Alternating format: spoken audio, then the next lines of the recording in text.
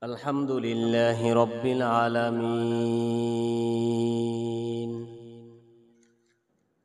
والصلاة والسلام على رسوله الأمين الذي أدى الأمانة وبلغ الرسالة ونصح به الأمة فكشف الله به الغمة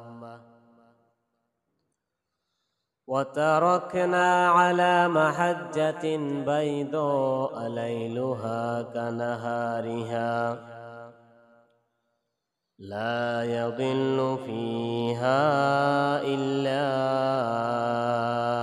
هلك ولا يهتدي فيها إلا سلك وعلى آله وأصحابه الطيبين الطاهرين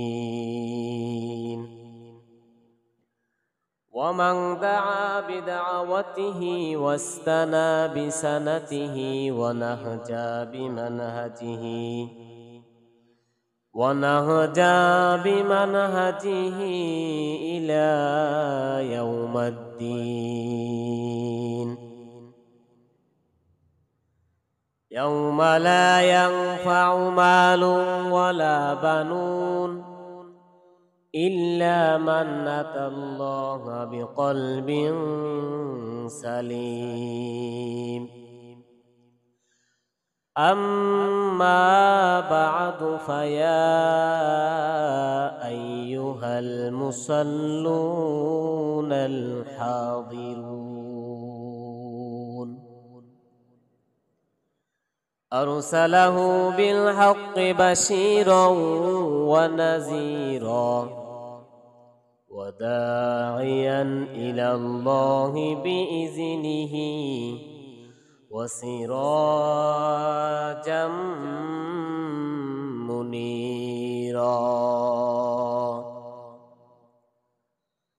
فقد قال الله تعالى في كلامه المجيد وفي فرقان الحميد: أعوذ بالله من الشيطان الرجيم. بسم الله الرحمن الرحيم.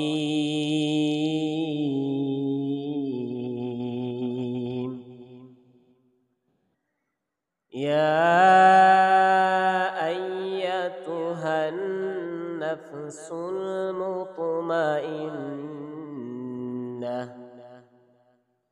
ارجعي إلى ربك راضية مرضية فادخلي في عبادي وادخلي جنتي.